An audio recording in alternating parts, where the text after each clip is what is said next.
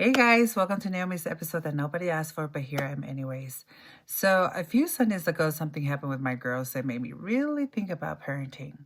So, there was this mom reach out to me late last year or the beginning of this year to sit down with her daughter because they've been going back and forth with my girls. I said, yes, great. Let me know when you're ready. Let's go ahead, let's sit down. Anyhow, a few Sundays ago, I wasn't feeling well, so I stayed home from church. But later, my daughter came in saying, Mom, please let us go over there. My two younger girls, Bake and Isa, had been going back and forth on social media with a girl they used to play rugby with.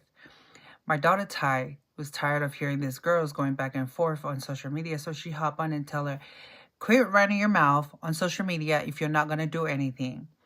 And the girl replied, well, see you at my house then, sweetie. Now, my kids are like me. They like to talk face to face. I don't do the argue online. They do.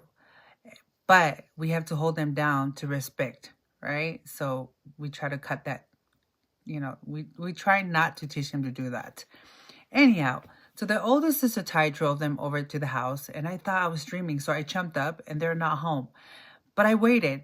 They got home, and Ty goes, Mom, this mom is very childish, and I'm so sorry that she had to say this, but I have no control of how she thinks of others. She said, I know we went in to talk things out, and instead of calming things down, the mom was saying over and over, do your wants, then. Do your wants, like, fight, And I said, Bake, do your wants, then, Bake. Was like, yeah, I'm ready. But what stood out to me is the other daughter didn't even sound like she wanted to fight. Maybe it's just me. Maybe she was ready, but she kept trying to talk about something else. And honestly, I don't blame the poor girl.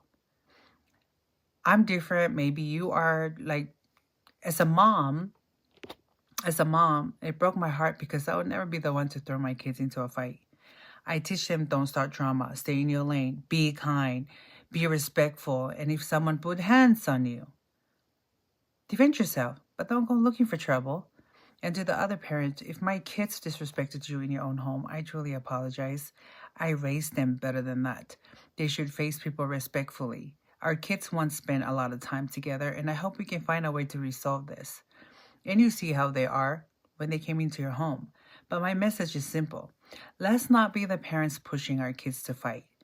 Let's be the parents showing them how to talk things out, how to be accountable, and how to move forward with respect.